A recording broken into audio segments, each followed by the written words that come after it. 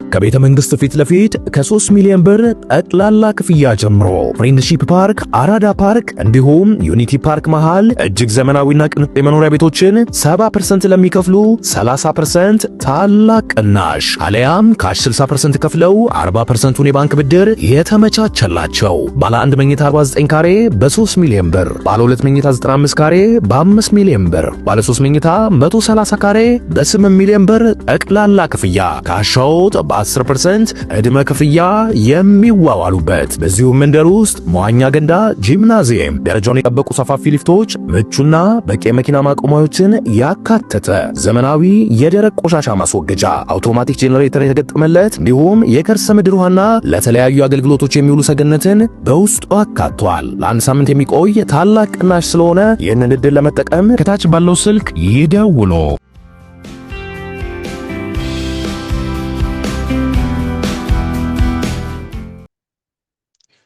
ጤና ይስጥልን ክቡራን ተመልካቾቻችን፣ ሲሳይ አገና ከሉዓላዊ ሚዲያ አርብ ዳር 12 2018 ዓመተ ምህረት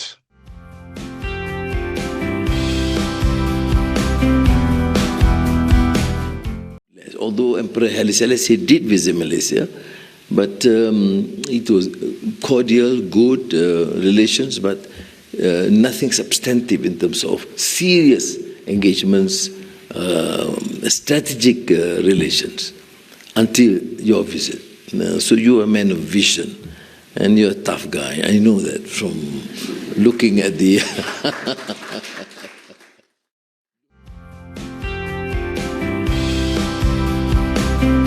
የኢትዮጵያ ሕግና ደንቦች የተለያዩ ደንቦች በዚህ ጉዳይ ላይ የወጡት ደንቦች ሂጃብ ለብሶ ትምህርት መማርን የሚከለክል ነገር የለው። በሂጃብ ምክንያት ማንም ሂጃብ ለበሰ ተብሎ ትምህርት ቤት መከልከል አይችልም። ኒቃብ is a different story. ኒቃብ የተለየ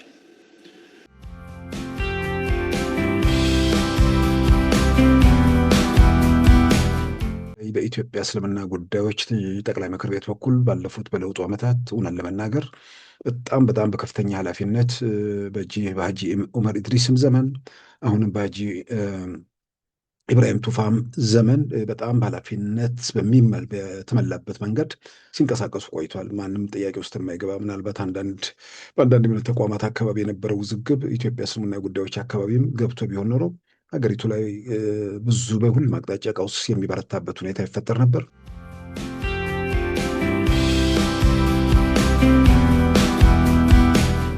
የቢቢሲ እንደ መነሻ ለመሆን ይችላል። ነገር ግን ምርመራ ምንድነው ሪፖርቱን ተአማኒ ለማድረግ በብዙ መልኩ ጥያቄ ውስጥ የሚያስገቡ ነገሮችም አሉ። እርግጥ ነው በሪፖርቱ ላይ ጾታዊ ጥቃት የፈጸሙት የመንግስት ወታደሮችም የፋኖ ታጣቂዎችም መሆናቸውን ገልጿል። ነገር ግን ይህን ሪፖርት ቢቢሲ ያጠናቀረው አማራ ክልል ገብቶ ስፍራው ተገኝቶ ሳይሆን ከኬንያ ናይሮቢ እንደሆነ ግልጽ አድርጓል።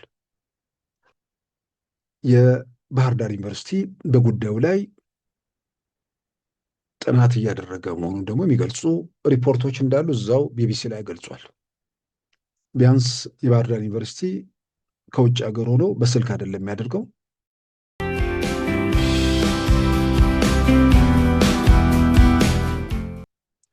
በዛሬው ፕሮግራማችን በእነዚህና በሌሎች ወቅታዊ ጉዳዮች ላይ ትኩረት አድርገናል። አሁን ወደ ዕለቱ ዜና እናመራለን። የሲንጋፖር ጠቅላይ ሚኒስትር ለኦፊሴላዊ ጉብኝት የፊታችን እሁድ አዲስ አበባ እንደሚገቡ ተገለጸ። በከፍተኛ የኢኮኖሚ ምርቷ የኤዥያ ነብሮች ከሚባሉት 4 ሀገሮች አንዷ የሆነችው ሲንጋፖር ጠቅላይ ሚኒስትር ሎረንስ ሮንግ በጠቅላይ ሚኒስትር አብይ አህመድ ግብዣ የፊታችን እሁድ አዲስ አበባ እንደሚገቡ የሲንጋፖር ጠቅላይ ሚኒስትር ጽሕፈት ቤት አስታውቋል።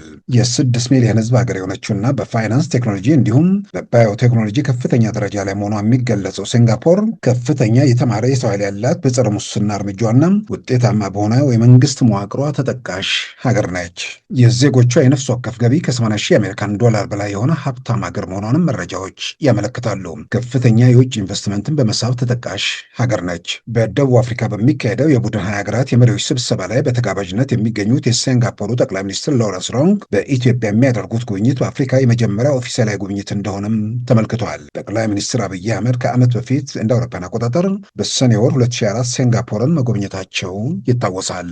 የኢትዮጵያው ጠቅላይ ሚኒስትር ዶክተር አብይ አህመድ በኤዥያ ውስጥ ከፍተኛ ምርታ እያሳዩ ባሉት ሀገራት ማሌዥያና ሲንጋፖር አስቀድመው ጉብኝት ማድረጋቸውን ተከትሎ ለሀገራቱ መሪዎች ባደረጉት ግብዣ በተለያዩ መስኮች የትብብር ስምምነቶች እንደሚደረጉም ተመልክቷል። በማሌዥያው ጠቅላይ ሚኒስትር አንዋር ኢብራሂም የተመራው የማሌዥያ የልዑካን ቡድን በተለያዩ ዘርፎች ከኢትዮጵያ ጋር የትብብር ስምምነት ማድረጉ ይታወቃል።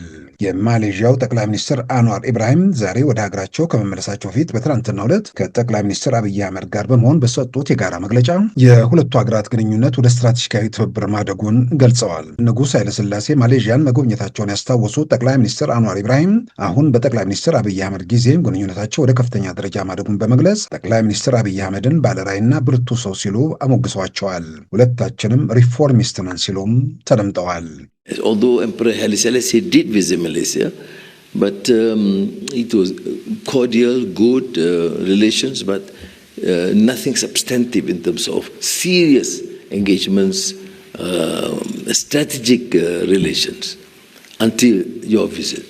So you're a man of vision and you're a tough guy. I know that from looking at the looking at the phenomenal progress that you have seen in the last 6 years. Of course, both of us are, great champions of reform.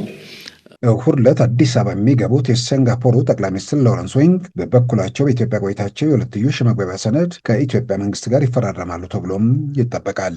በግብርና፣ በሎጂስቲክ እንዲሁም በተለያዩ ዘርፎች መቀመጫቸውን ሲንጋፖር ያደረጉ ኩባንያዎች በኢትዮጵያ ኢንቨስት በሚያደርጉበት ሁኔታ ላይ ውይይቶች እንደሚኖሩም ተመልክቷል።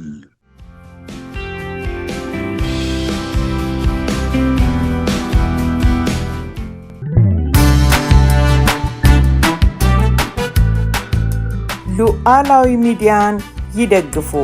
ስራዎቻችንን ለብዙ እንድናደርስ ሰብስክራይብ፣ ሼር፣ ላይክ በማድረግ ሉዓላዊ ሚዲያን ያጠናክሩ። እውነትን እንዘግባለን፣ ኢትዮጵያዊነትን እናቀነቅናለን። መድረኩ ግን ለሁሉም አመለካከት ክፍት መሆኑን እናረጋግጣለን። ሉዓላዊ ሚዲያ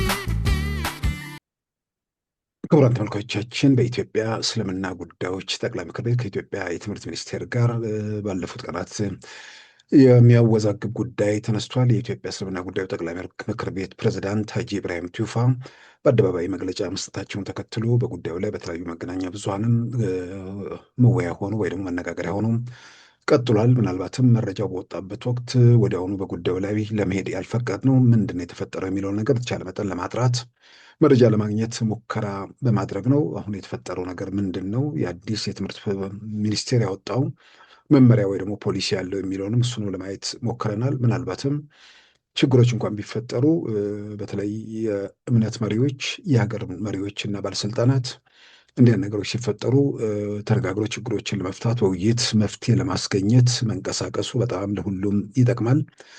እነሱ ብዙ ተከታይ ስላላቸው ብዙም የሚያደምጣቸው ስላለ የትኛውም የሚናገሯቸው ነገሮች ተያይዘው የሚያስከትሉት አደጋ ሊኖር ስለሚችል በተቻለ መጠን ወደ አደባባይ የሚወጡ ነገሮች ከፍተኛ ጥንቃቄ የሚያስፈልጋቸው ናቸው። በተለይ በኢትዮጵያ እስልምና ጉዳዮች ጠቅላይ ምክር ቤት በኩል ባለፉት በለውጡ ዓመታት እውነት ለመናገር በጣም በከፍተኛ ኃላፊነት በሀጂ ዑመር ኢድሪስም ዘመን አሁንም በሀጂ ኢብራሂም ቱፋም ዘመን በጣም በኃላፊነት በተሞላበት መንገድ ሲንቀሳቀሱ ቆይቷል። ማንም ጥያቄ ውስጥ የማይገባ ምናልባት በአንዳንድ እምነት ተቋማት አካባቢ የነበረው ውዝግብ ኢትዮጵያ እስልምና ጉዳዮች አካባቢም ገብቶ ቢሆን ኖሮ ሀገሪቱ ላይ ብዙ በሁሉም አቅጣጫ ቀውስ የሚበረታበት ሁኔታ ይፈጠር ነበር።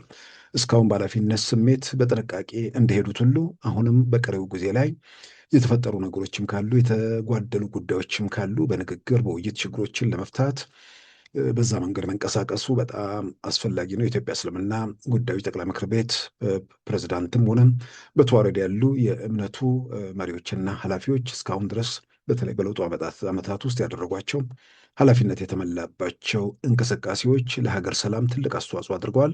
አሁንም በዛው መንገድ መቀጠሉ ለማንም የሚጠቅም ነው። የተፈጠረው ነገር ምንድን ነው የሚለውንም ነገር በተቻለ መጠን ለማየት ሞክረናል። የኢትዮጵያ ሙስሊሞች ሃይማኖታዊ ስርዓታቸውን ተከትለው ወደ ትምህርት ገበታቸው እንዳይገቡ የሚከለክል መመሪያ ወይ ደግሞ ትዕዛዝ ወይ ደግሞ እንደ ፖሊሲ የተቀመጠ ነገር አለው የሚለውንም ለማየት ሞክረናል። እስካሁን ባሉ መረጃዎች ፕሮፌሰር ብርሃኑ ነጋም በአደባባይ ማለትም የትምህርት ሚኒስትሩ ባረጋገጡት ሂጃብ ለብሶ የኢትዮጵያ ሙስሊሞች ተማሪዎች በየትኛው ትምህርት ቤት የመማር መብት አላቸው። ያን የሚከለክል ያን የሚገድብ መመሪያ በኢትዮጵያ የትምህርት ሚኒስቴር ወይም በሌላ አካል በኩል የወጣ ነገር የለም። አልተከለከለም፣ ማንም አልከለከለም። የተፈቀደ ነው። የተከለከለው ወይ ደግሞ ገደብ የጣለበት ኒቃብ የተባለውን ማለትም ሙሉ በሙሉ ፊት የሚሸፈንበት ሁኔታ ነው። እሱም በተመለከተ ሀጂ ኢብራሂም ቱፋ ያ የራሱ የሙስሊሙ ጉዳይ ነው፣ ይሄኛው ተከልክሏል፣ ያኛው ተፈቅዷል ማለት አይቻልም የሚል ነገር አንስተዋል። ግን የትምህርት ሚኒስትሩ ፕሮፌሰር ብርሃኑ ነጋ በሰጡት ማብራሪያ ሙሉ ሙሉ ፊት የሚከለልበት ሁኔታ ስላለ የጸጥታ ችግር አለ። የጸጥታ ችግር ስለሚፈጥር ትምህርት ቤቶች ውስጥ ማንም እምነታቸው የሚያስገድዳቸው ሰዎች ያን አድርገው ይገባሉ። እምነታቸው የማያስገድዳቸው ግን ሌላ ወንጀል ለመፈጸም የሚፈልጉ ሰዎች ያን አድርገው ቢገቡ ለመከላከልና ለመቆጣጠር የሚቻልበት ሁኔታ የለም። ስለዚህ ከጸጥታ ከራሱ ከተማሪዎቹ ደህንነት አንጻር የተወሰደ እርምጃ ነው በሚል ይህን በግልጽ አስቀምጧል። ይህም ደግሞ አዲስ የሆነ ነገር ሳይሆን እስካሁን እየተሰራበት ያለ ጉዳይ ነው። የኢትዮጵያ ሕግና ደንቦች፣ የተለያዩ ደንቦች፣ በዚህ ጉዳይ ላይ የወጡት ደንቦች ሂጃብ ለብሶ ትምህርት መማርን የሚከለክል ነገር የለውም። በሂጃብ ምክንያት ማንም ሂጃብ ለበሰ ተብሎ ትምህርት ቤት መከልከል አይችልም። ኒቃብ ኢዝ ዲፍረንት ስቶሪ። ኒቃብ የተለየ ህፃናቶች ልጆች ባሉበት ትምህርት ቤት የአንድ ሰው ፊት ተሸፍኖ በሚገባ ጊዜ የሴኩሪቲ ሪስክ አለው። አንተ ባለህበት እርስዎ ባሉበት ከመጅሊስ ሰዎች ጋር ተሰብስበን ቁጭ ብለን ተነጋግረን ተማምነናል። በኒቃብ ላይ የህግ ማስቀየር ካለበት እዚሁ ፓርላማ አምጥታችሁ የምታስቀይሩት ነገር ካለ ማስቀየር ነው እንጂ በየጊዜው ኢሹ የሆነ የግጭት ምንጭ መሆን የለበትም። የኢትዮጵያ ሙስሊሞችን በዚህ ጉዳይ ላይ በተመለከተ የሚመለከታቸውን አካላት በጉዳዩ ላይ አንዳንድ መረጃ ለማጥራት ሞክረው በተለይም በቲፒኤልኤፍ ዘመን ድምጻችን ይሰማ ውስጥ በዋናነት ተዋናይ የሆኑት እነ ካሚል ሸምሱ ከኢትዮጵያዊ ትምህርት ሚኒስትር ፕሮፌሰር ብርሃኑ ነጋ ጋር መነጋገራቸውን የተመለከቱ መረጃዎችም ወጥተዋል። በዚህ ረገድ ቢሆን የተባለው ሚዲያ በጣም በደንብ አድርጎ ከሁሉም ወገን ያለውን በቪዲዮ ጭምር አስደግፈው ሰርቷል። እንዲህ አይነት ሚዲያዎች መጠናከር መበረታታት አለባቸው። አሁን ጋር ጉዳዩ ለምን እንደመጣም ብዙ ግልጽ አልሆንም፣ ለእኔም ለብዙ ሰዎችም ግልጽ የሆነ አይመስለኝም።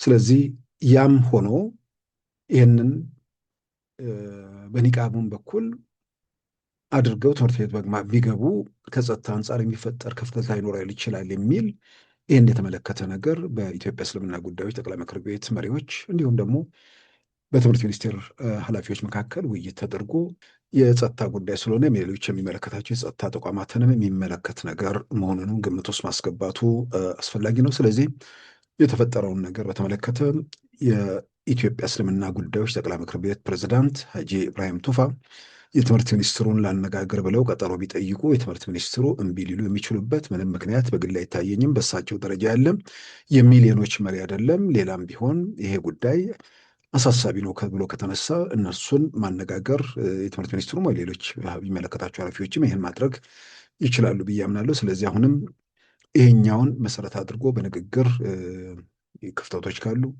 ምናልባትም ግልጽ ያልሆኑ ነገሮች ካሉ የሃይማኖት መሪዎቹና ባለስልጣናቱ ተነጋግረው የሚፈቱት ነው። ወደ አደባባይ የሚወጡ ነገሮች ብዙ ጊዜ ለማንም የሚጠቅሙ አይመስለኝም። በአንድ በኩል ስሜት አለ። እምነት ደግሞ በጣም ስስ ነገር ነው። የመበደል የመገፋት ስሜት ህብረተሰብ ላይ ሲያድር የሚያስከትለው ጣጣ የሚያስከትለው ውጥንቅጥ ከባድ ነው። በእምነቱ ሰው ትምህርት ቤት መሄዱ አደጋ እንደደረሰበት ሲገለጽ፣ ችግር እንደገጠመው ሲነገር የመጠቃት፣ የመበደል፣ የመገፋት ነገር ሰዎች ከተሰማቸው ተያይዞ የሚመጡ አደጋዎች ይኖራሉና ወደ አደባባይ የሚወጡ ነገሮች በጣም በጣም ጥንቃቄ ያሻቸዋል። በሌላም በኩል ደግሞ በዚህም በዛም ኢትዮጵያ ውስጥ በየትኛውም መንገድ ቀውስ እንዴት እንደሚፈጠር ነግቶ በመሸ ቁጥር መሽቶ በነጋ ቁጥር ኢትዮጵያ እንዴት እንደምትታመስ፣ እንዴት ቀውስ እንደሚፈጠር፣ እንዴት መከራ በዛች ሀገር ላይ እንደሚመጣ፣ እንዴት ስቃይ ሰቆቃ እንደሚፈጠር እሱን እያለሙ በዛ ቀውስና መከራ መሃል የሆነ የራሳቸውን የሚገኝ ነገር ካለ እሱን እናስባለን የሚሉ ለሰው ልጆች ደህንነት፣ ሕይወት፣ ለሀገር ቀጣይነት፣ ለሀገር ሰላም ደንታ የሌላቸው ኃላፊነት የጎደላቸው አየሩን ባጨናነቁበት ሁኔታ ውስጥ ለእንደነዚህ አይነቶች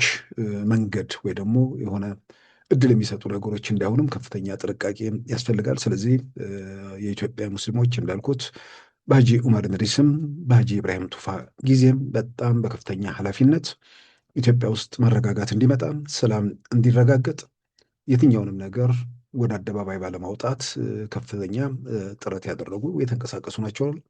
ይህንኑ አጠንክሮ መቀጠሉ የተፈጠሩ ነገሮችም ካሉ ከሚመለከተው ከትምህርት ሚኒስትሩም ከፕሮፌሰር ብርሃኑ ጋር መነጋገር ይቻላል። በአጠቃላይ ግን የትምህርት ሚኒስቴር ፖሊሲ ወይ ደግሞ ውሳኔ ማለት የመንግስት ውሳኔ ነው። ትምህርት ሚኒስትሩ በራሳቸው ፈቃድ በራሳቸው ፍላጎት የሚያደርጉት ነገር የለም። ይሄ የትኛውም እንዲህ አይነት ነገር በተለይ ከእምነት ጋር ተያይዞ እንደዚህ አይነት የፖሊሲ ውሳኔዎች የመንግስት ውሳኔዎች ናቸው። ስለዚህ አጠቃላይ መንግስትንም የሚመለከት ነገር ስለሆነ ከዛም አንጻር ነገሩን ማየት ጥሩ ነው እንደመሰለኝ።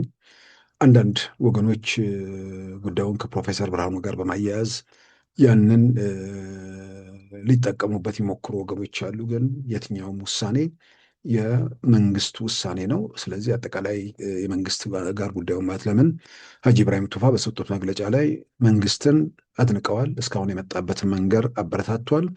ስለዚህ ሌላ አንድ ሁለት ተቋማት ይህንን እየገፉ እንደሚል ነገር አምጥቷልና የተባሉት ተቋማት መንግስት ከወሰነው በተቃራኒ ወይ ደግሞ በተለየ ሁኔታ ሄደው ከሆነ መንግስትም አብሮ የሚከታተለው ነገር ስለሆነ እሱን ደግሞ በተመለከተም ፕሮፌሰር ብርሃኑም ግልጽ ስላደረጉት የኒቃብና የሂጃብን ጉዳይ በዋናነት የእምነቱ ሰዎች ኃላፊነት ወይ ደግሞ ጉዳይ ቢሆንም ከጸጥታ ጋር የተያዙ ጉዳዮችን እሱን እንዴት ይፈታል የሚለውን እንግዲህ አብሮ መነጋገሩ ጥሩ ነው። ያው የተፈጠረው ነገር በንግግር በውይይት የሚፈታ ነው። ምናልባትም መንግስት በጉዳዩ ላይ ወይ ደግሞ የኢትዮጵያ እስልምና ጉዳዮች ጠቅላይ ምክር ቤት ኃላፊዎች ከመንግስት ጋር በጉዳዩ ላይ የተነጋገሩ እንደሚሆን ተስፋ እናደርጋለን። ምክንያቱም አንዳንድ ነገር አደባባይ ላይ ይሄ ጉዳዩ ትንሽ ነው ትልቅ አይደለም። ጉዳዩ የሚሊዮኖች ጉዳይ ነው። ጉዳዩ አደባባይ የወጡት አንድ ዝም ብሎ መንገደኛ ወይ ደግሞ የሆነ አክቲቪስት ወይ ደግሞ የሆነ ሰው አይሆን የኢትዮጵያ እስልምና ጉዳዮች ጠቅላይ ምክር ቤት ፕሬዝዳንት ወጥተው የተናገሩት ነገር ስለሆነ መንግስት ወዲያውኑ ለጉዳዩ ትኩረት እንደሚሰጥና በጉዳዩ ላይ ከእርሳቸውም ከሚመለከታቸውም ወገኖች ጋር እንደሚነጋገሩ ይታመናል። ዞሮ ዞሮ ያው ኢትዮጵያ ሙስሊሞችም የትኛውም የኢትዮጵያ እምነት ተቋማት ላይ የትኛውም ኢትዮጵያ ላይ የሚደርስ ተጽዕኖ ወይ ደግሞ በደል የአጠቃላይ የኢትዮጵያን የጋራ ህመም ነው መሆን ያለበት። ስለዚህ የማንም መብት ያልተገደበበት የማንም ነፃነት ያልተወሰደበት ሁሉም እኩል የሆነበት ሀገር ነው ሀገር ሆኖ ሊቀጥል የሚችለውና በዛ መልኩ መንቀሳቀሱ ለሁላችንም ይጠቅማል ብዬ አምናለሁ። ተነጋግረው እንደሚፈታ ተስፋ አደርጋለሁ። በዚህ ዙሪያ የሚያንዣብቡ የሆነ ነገር ይወርቃል ብለው ተስፋ የሚያደርጉም ሰዎች በእንደዚህ በተለይ ከእምነት ጋር የተያዘ ነገር እሱ ላይ ለማትረፍ ከሚሞክሩ ይልቅ ሰላሙ ሲረጋገጥ በሰላም የበለጠ ነገር ትርፍ የሚገኘው በዛ መልኩ ማየቱ በጣም አስፈላጊ ነው ብዬ አምናለሁ። ሌላው የቢቢሲ የምርመራ ዘገባን የተመለከተ በተለይ በአማራ ክልል የተፈጸመ የአስገድዶ ሴቶችን መድፈር ነው በአጠቃላይ ጾታዊ ጥቃትን የተመለከተ ሪፖርት አውጥቷል። ያን ሪፖርት በተመለከተ በተለያዩ መንገድ በየማህበራዊ ሚዲያውም በተለያዩ መገናኛ ብዙሃን የሚተላለፉ ዘገባዎችን ለመመልከት ሞክሬያለሁ። ምናልባት አንዳንዴ ግጭቶች ወይ ደግሞ ጦርነት ባለበት ጊዜ ሁሉ ንጹሐን ሰላማዊ ሰዎች ሰለባ ለሰቆቃ እንደሚጋፈጡ በግልጽ የሚታወቅ ነገር ነው። ስለዚህ የተፈጸመውን ነገር በተመለከተ የሚመለከታቸው የመንግስት አካላትም ሁሉ ምን ተፈጸመም በማን እንዴት የሚለውን ነገር በተገቢው ምርመራ ማድረግና ተጠያቂዎችን ለፍርድ ማቅረብ እጅግ አስፈላጊ ነገር ነው። ከዚህ ቀደምም በትግራይ ክልልም ከነበሩ ሁኔታ ጋር ተያይዞ አብሮ የተነሱ ነገሮች አሉ። ግን ሪፖርቶቹን በተመለከተ በተቻለ መጠን ሪፖርቶቹ የተጠናቀሩበት መንገድ ለመረጃ ወይ ደግሞ ሪፖርቱን የበለጠ ተአማኒ ለማድረግ መረጃዎቹ የሚጠናቀሩበት መንገድ መሬት ላይ ወርዶ በተጨባጭ ሂደቶቹ ላይ ተገኝቶ የሚደረጉ ነገሮች በብዙ መልኩ በጣም አስፈላጊ ናቸው ብዬ አምናለሁ። እንግዲህ ቢቢሲ ባጠናቀረው ሪፖርት ላይ ከ43 የጤና ተቋማት ባገኘው መረጃ 2697 ያህል ሴቶች ላይ ጾታዊ ጥቃት መፈጸሙን፣ ከነዚህ ውስጥ ከግማሽ የሚበልጡት ለተላላፊ በሽታዎች ለአባለዘር በሽታዎች መጋለጣቸውን HIV ጨምሮ፣ ከነዚህ ሰለባዎች ውስጥ ከአጠቃላይ ሰለባዎች ውስጥ ደግሞ 45 በመቶ የሚሆኑት እድሜያቸው ከ18 ዓመታት በታች መሆኑን ይፋ አድርጓል። በቢቢሲ ሪፖርት ላይ ማለት ነው። ይሄ በአጠቃላይ በአማራ ክልል ካሉ የጤና ተቋማት 4 በመቶ ብቻ ከሆኑት ላይ የተሰበሰበ መረጃ እንደሆነም እዛ ላይ ይገልጻል። ይሄ እንግዲህ እንዳልኩት ግጭት፣ ጦርነት፣ ቀውስ ባለበት ቦታ ሁሉ ንጹሐን ሰላማዊ ሰዎች በህይወታቸውም በሌላም በጾታዊ ጥቃትም ለአደጋ መጋለጥ ዕድላቸው ሰፊ ነው። የሚያጠያይቅ ነገር አይደለም። ስለዚህ የተፈጠረው ነገር በተመለከተ ምርመራ መደረጉ በጣም አስፈላጊ ነው። የቢቢሲ እንደ መነሻ ለመሆን ይችላል። ነገር ግን ምርመራ ምንድነው ሪፖርቱን ተአማኒ ለማድረግ በብዙ መልኩ ጥያቄ ውስጥ የሚያስገቡ ነገሮችም አሉ። እርግጥ ነው በሪፖርቱ ላይ ጾታዊ ጥቃት የፈጸሙት የመንግስት ወታደሮችም የፋኖ ታጣቂዎችም መሆናቸውን ገልጿል። አብዛኛው በመንግስት ወታደሮች ላይ የተመሰረተ ነው ብሎ በዛ ላይ ያሰፈረ ቢሆንም ነገር ግን ይህን ሪፖርት ቢቢሲ ያጠናቀረው አማራ ክልል ገብቶ ስፍራው ተገኝቶ ሳይሆን ከኬንያ ናይሮቢ እንደሆነ ግልጽ አድርጓል። ወደዛ መግባት ስለማይቻል ከኬንያ ናይሮቢ ባጠናቀርኩት ዘገባ በሚል አስቀምጧል። ጉዳዩ ላይ ትኩረት ሰጥቶ ምን እየተካሄደ ነው የሚል ምርመራ ማድረጉ በጣም የሚያበረታታ ነው። ግን ኢትዮጵያ ውስጥ በተለያየ መንገድ ባሉ ሁኔታዎች መረጃዎቹን በተመለከተ የተሟላ ነገር ለማግኘት ብዙ ክፍተት የሚፈተው ነገሮች አሉ። አንድ በኩል ኢትዮጵያ ውስጥ የዘር ፖለቲካ የሚቀነቀንበት ሀገር ነው። የመረጃ ምንጮች ብዙ ጊዜ ወደ ታጣቂዎቹ የማዘንበል ፍላጎት ወይ የማዘንበል ሁኔታ ሊኖር ይችላል።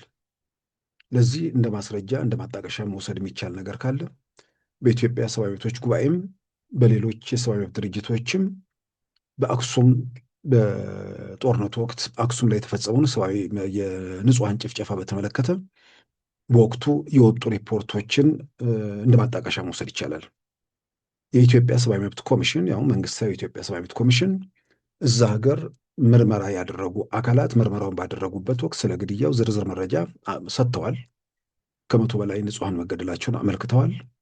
ነገር ግን ያንን ሁኔታ ምን አይነት ሁኔታዎች ጋበዙት የሚለውን ነገር በተመለከተ የተሟላ ሪፖርት አላቀረቡም።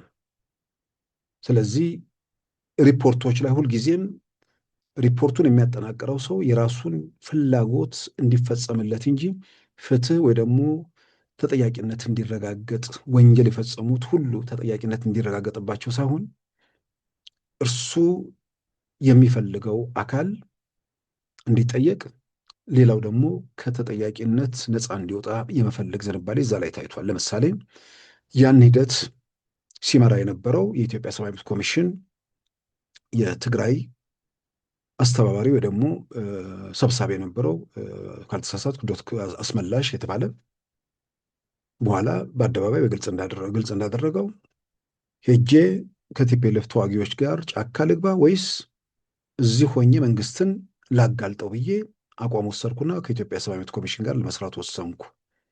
ይህንን አቋም የያዘ ሰው ምን አይነት ሪፖርት እንደሚያጠናቅር ምን አይነት ሪፖርት እንደሚያወጣም ግልጽ ነው። በወቅቱ ንጹሐኑ ተገድለዋል። ጥያቄ ውስጥ የማይገባ ነገር አይደለም። እሱ ማንም የሚያስተባብሉ አይመስለኝም። ከግድያው በፊት ምን ተፈጸመ የሚለውን ግን እዛ ቦታ ላይ የሌለ ሰው ድምፀ ወያኔን ብቻ ሰምቶ ምን እንደተፈጸመ ያውቅ ነበር። ቲፒኤልኤፎች ተመተው መቀሌን ጥለው ከሸሹ በኋላ አክሱም አካባቢ ጥለው ከወጡ በኋላ አሁን ከሚረብሹት የትግራይ የጦር አዛዦች አንዱ ገብረ ጻድቃን በድምፀ ወያኔ ላይ በቪዲዮ ጭምር ያለ ነው ወጥተው የአክሱም ወጣቶች የሻዕቢያና የብልጽግናን ሰራዊት ዋጋውን ሰጡት፣ ቀጠቀጡት የሚል ሪፖርት በድምፀ ወያኔ ተናገሩ። ህዳር 2021 አካባቢ እንግዲህ እነሱ አቅም አንሷቸው ጥለው ከሸሹ በኋላ ወጣቱን ውጣና ተጋፈጥ አሉት። ወጣቱ ወጥቶ ወደ መተኮስ ሄደ፣ ወይ ደግሞ ታጠም ሚሊሻውም ወጣቱም አድርገው ከዛ በኋላ በአጸፋ በየቤቱ እየተገባ ንጹሐን ጭምር የተገደሉበት ሁኔታ ተፈጠረ። ይሄኛውን የግጭቱን መነሻ በተመለከተ ቲፒኤልኤፎች ይህን ማድረጋቸውን ግን ሪፖርቱ ላይ እንዲገባ አልተደረገም። እኔ አሁን ኢትዮጵያ ውስጥ ባለው በአጠቃላይ በዚህ በብሔር ፖለቲካ በሚቀነቀንበት ሀገር ውስጥ የትኛውም ቦታ የሚካሄድ የሰብአዊ መብት ረገጣን በተመለከተ በተለይ ኢትዮጵያ ሰብአዊ መብት ኮሚሽን ጥናት በሚያደርግበት ወቅት በሆነ አካባቢ ላይ የሚደረጉ የሰብአዊ መብት ረገጣዎች ሲኖሩ የዛ አካባቢ ሰዎች ለመረጃ ቅርብ ናቸው የሚባለው ነገር የዛ አካባቢ ሰዎች ደግሞ ለታጣቂዎቹ ቅርብ የመሆን እድላቸውን ብዙ ጊዜ ስለሚያሰፋው የምርመራ ሁኔታዎች ቢያንስ ከተለያየ አካባቢ የወጡ ሰዎች ቢሆኑ የተሟላ መረጃ ለማየትና ለማግኘት የሚያስችል ይሆናል። ስለዚህ በዚህ ረገድ ቢቢሲ ከኬንያ ናይሮቢ ሆነው ሰዎችን ስልክ ደውሎ እያነጋገረ የሚያጠናቅረው ሪፖርት ምንድን ነው? ፍንጭ ሊሆን ወይ ደግሞ ጠቋሚ ሊሆን ይችላል፣ ግን የተሟላ መረጃ ወይ ደግሞ የተሟላ ሪፖርት ነው ብሎ ለመውሰድ የሚያስቸግር ነው። ነገር ግን የባህር ዳር ዩኒቨርሲቲ በጉዳዩ ላይ ጥናት እያደረገ መሆኑን ደግሞ የሚገልጹ ሪፖርቶች እንዳሉ እዛው ቢቢሲ ላይ ገልጿል። ቢያንስ የባህር ዳር ዩኒቨርሲቲ ከውጭ ሀገር ሆኖ በስልክ አይደለም የሚያደርገው፣ መሬት ላይ ሄደው በየስፍራው ተንቀሳቅሰው የሚያደርጉት ጥናት ስለሆነ በዛ ጉዳይ ላይ ማንም ወገን እዚህ ጋር ብዙ ወታደር ተደረገ ተባለ፣ ብዙ ፋኖ ተደረገ ተባለ፣ በእንትኑ ላይ የሚለውጠው የለም። መሬት ላይ ያለውን እውነታ ሊለውጠው አይችልም። ስለዚህ እውነተኛውን በንጹሐን ላይ በዜጎች ላይ የደረሰውን ሰቆቃ የድርጊቱ ፈጻሚዎች ላለ ተጠያቂነታቸው እንዲረጋገጥ የተሟላውን ትክክለኛውን ሪፖርት ማውጣቱ በብዙ አስፈላጊ ነው።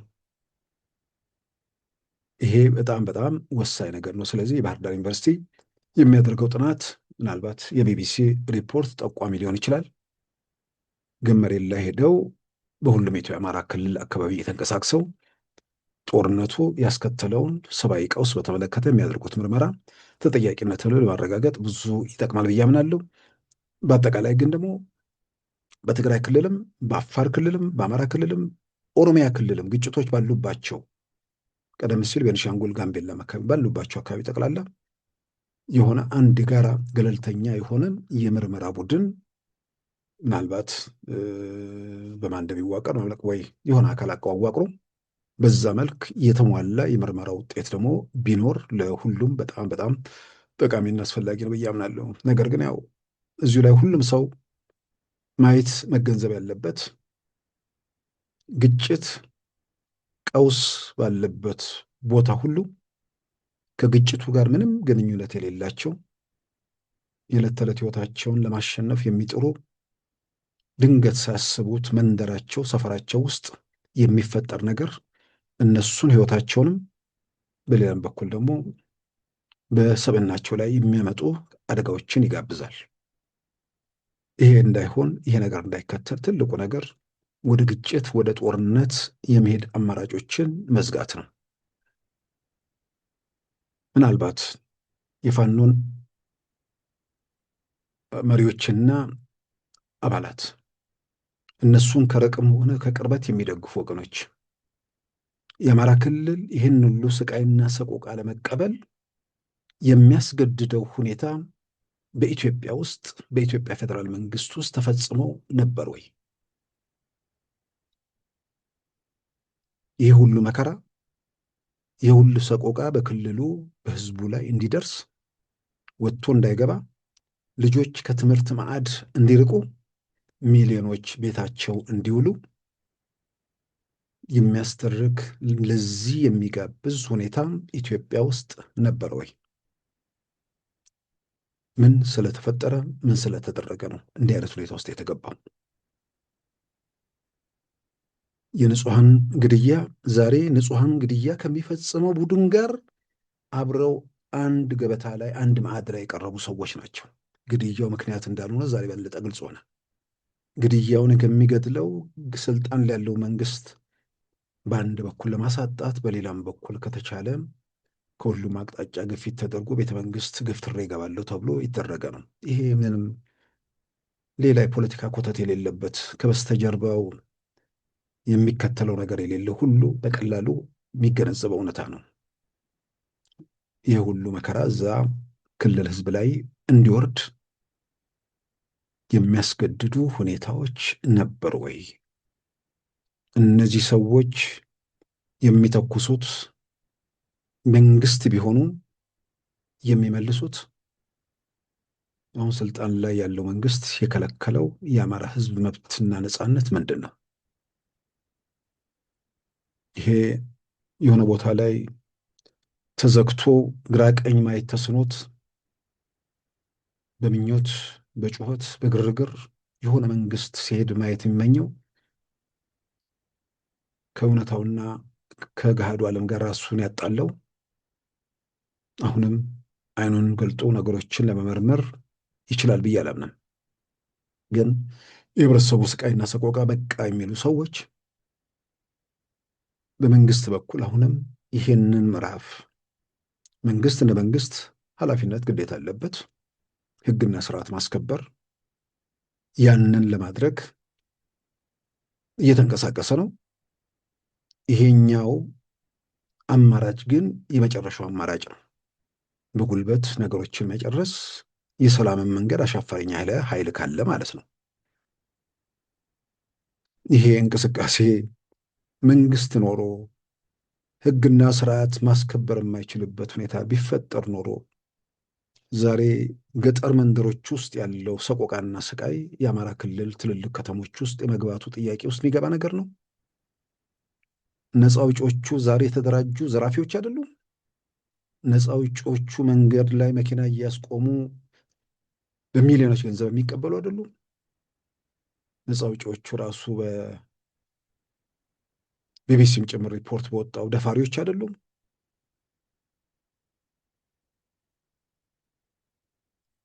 ይሄ ምዕራፍ ምናልባት አሁን ደግሞ ሁሌ መናገር የሚያስፈልገው ምኞት ይኖራል።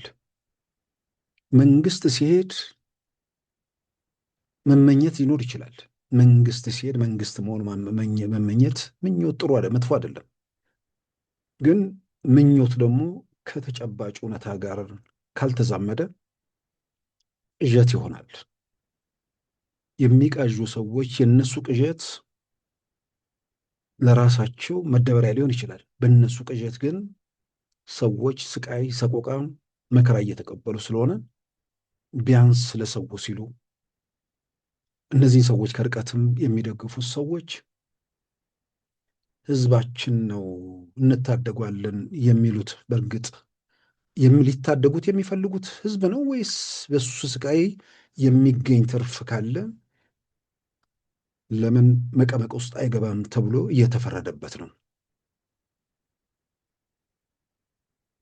የሆነ ነገር ተሳክቶ በሆነ መንገድ ይጨበጣል ብሎ አምኖ ህዝቡ የራሱ ጉዳይ ብሎ በእንደዛ እንኳን እንትን የሚል የተወሰነ በቃ የአንዳንድ ሰው ለምንም ነገር ደንታ ያልፈጠረው ለራሱ ብቻ የሚኖር ስላለ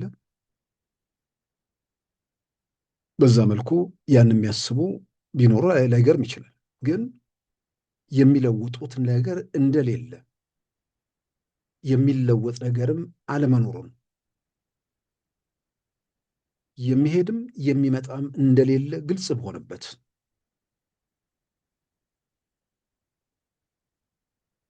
ቋጥኝ ላይ እምቧይ ሄዶ መፍረጥ በሆነበት ሁኔታ ውስጥ የሚሄድ የሚለወጥ የሚነቃነቅ ነገር እስከሌለ ድረስ ስልጣን የሚባለው ነገር የማይጨበጥበት የማይደረስበት እንደሆነም ከተረጋገጠ ለማይደረስበት ለማይጨበጥ ስልጣን የህዝቡ ሰቆቃና ስቃይ ማብቃቱ ይጠቅማል። ስልጣን ህዝቡን አስተባብሮ በዲሞክራሲያዊ ሂደት በምርጫ ሂደት ውስጥ አልፎ የዲሞክራሲ መንገዱ የተዘጋና ምንድን ነው የተጣበበም ከሆነ እሱ እንዲከፈት ተባብሮ ጥረት ማድረግ እስካሁን ባሉት ሁኔታዎች ውስጥ ግን በየትኛውም ሁኔታ ውስጥ የፖለቲካ ምህዳሩ በኢትዮጵያ ታሪክ ውስጥ ቢያንስ በዓይናችን የምናየው ነገር ነው።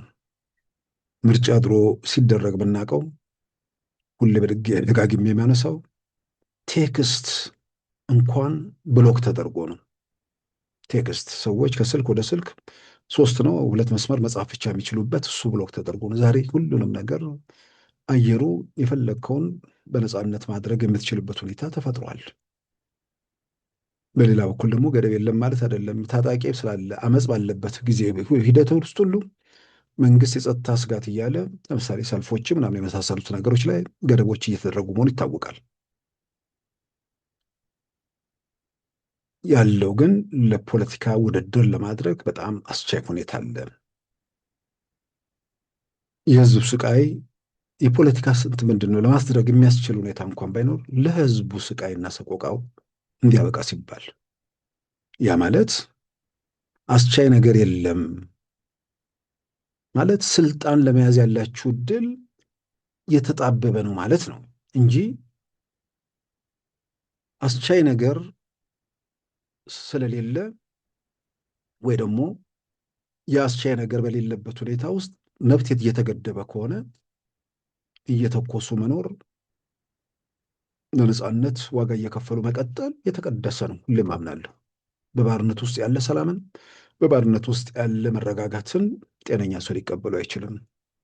ግን በማናቸውም መመዘኛ በማናቸውም መስፈርት በየትኛውም የኢትዮጵያ አካባቢ ከ2010 በኋላ ያለችው ኢትዮጵያና ከ2010 በፊት ያለችው ኢትዮጵያ በየትኛውም ነገር በመብትም በልማትም በየትኛውም መስፈርት ብናመጣ ወደፊት መራመድ የተቻለበት፣ በአንጻሩ ደግሞ ከየሰፈሩ የበቀሉ ዘረኞች ሀገሩን በዚህም በዚያም ቀውስ በቀውስ ያደረጉበት ግን ያንን በልማቱ በምናምኑ ሾክ ኦብዘርቨር ሆኖ እሱን ተቋቁሞ ሁሉን ነገር እንትን ተብሎ ከጊዜ ወደ ጊዜ ሰላም እየተረጋገጠ የሄደበት ያላለቁ የቤት ስራዎችም አሁን ያሉበት ሁኔታ ነው ያለው። ግን አንዳንዴ መጠበቅና መገመት ያለባቸው ነገሮች ደግሞ አሉ። የሆነ ወቅት ላይ የሌለ ነገር የሆነ ወቅት ላይ ይፈጠራል። እገታ አሁን ኢትዮጵያ ውስጥ ሰዎች በቀላሉ መክበሪያ መሳሪያ አድርገውታል። ይህን እገታ እንዴት ይቆማል? በብዙ መልኩ ለማቆም የሚደረጉ እንቅስቃሴዎች አሉ። ግን እገታን ለማቆም ጨካኝ እርምጃዎች ወሳኝ ናቸው። ገንዘብ አገኛለሁ፣ ገንዘቡን ባላገኝ እስር ቤት ገባለሁ፣ ገንዘቡን አግኝቼም እስር ቤት ገባለሁ፣ ከእስር ቤት ስወጣ እበለዋለሁ ምናምን ብሎ ሊያስቡ ይችላሉ። ገንዘቡንም አታገኝም ህይወትህንም ታጣል የሚል ምርጫው በገንዘብና በህይወት መካከል የማድረግ አይነት አንዳንድ አሰራሮችን መከተል እንዲህ አይነቱን ድርጊት ለማስቆም ያለው እድል ሰፊ ነው። በዛ በኩል ሁኔታዎችን ለማስተካከል በመንግስት በኩል ይህንን ማድረጉ በጣም እንትን ማለት ያንን ማድረጉ ይጠቅማል። በአጠቃላይ ግን የንጹሐን ሰቆቃ በየትኛውም የኢትዮጵያ አካባቢ በየትኛውም ሰፈርና መንደር ሰዎች ባልዋሉበት፣ በማያውቁት፣ ባልተሳተፉበት ለጥቂቶች የስልጣን ጥም፣ ለጥቂቶች የንዋይ ሱስ በሚል በዚህም በዛም የሚደረጉ መወራጨቶች የሚጠቅሙ ነገሮች አይደሉም። ስለዚህ ይሄ ሰቆቃ፣ ይሄ ስቃይ፣ ይሄ እንግልት የሆነ ምዕራፍ ላይ ማብቃት አለበት። ያንን ለማድረግ ደግሞ ሰቆቃውን፣ ስቃዩን ስፖንሰር የሚያደርጉት በሰቆቃ ውስጥ ተዋናይ የሆኑት ስቃዩን፣ ሰቆቃውን እንደ መብት ትግል አድርገው በንጹሐኑ ሞት የሚነግሩትን እነዚህ ከድርጊታቸው ቢታቀቡና ቢያንስ እንደ ሰብአዊ ፍጡር እንደ ሰው እንደ ኃላፊነት እንደሚሰማው ዜጋ በዚህ ረገድ አንዳንድ ነገሮች ላይ በጥንቃቄ ቆም ብለው ራሳቸውን ቢመረምሩ ይጠቅማል፣ ይረዳቸዋልን ብዬ አምናለሁ።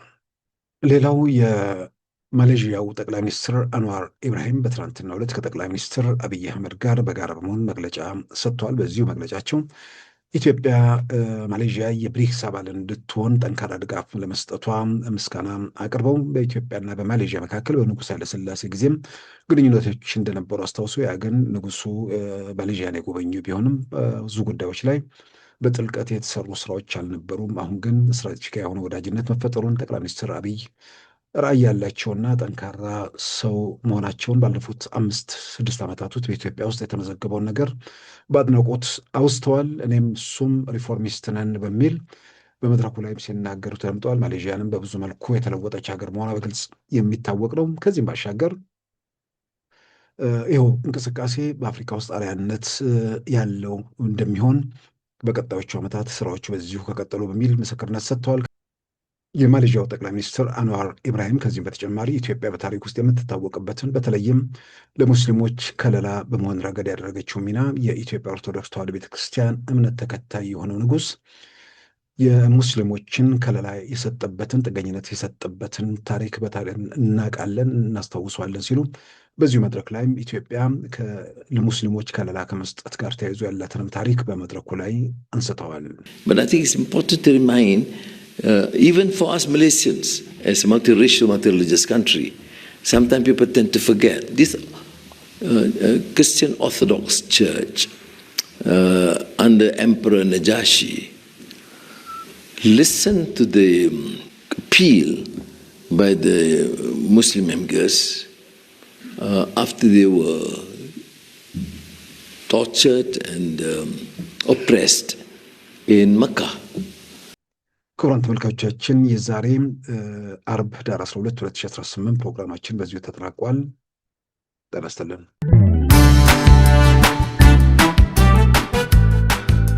ሉዓላዊ ሚዲያን ይደግፉ። ስራዎቻችንን ለብዙ እንድናደርስ ሰብስክራይብ፣ ሼር፣ ላይክ በማድረግ ሉዓላዊ ሚዲያን ያጠናክሩ። እውነትን እንዘግባለን፣ ኢትዮጵያዊነትን እናቀነቅናለን። መድረኩ ግን ለሁሉም አመለካከት ክፍት መሆኑን እናረጋግጣለን። ሉዓላዊ ሚዲያ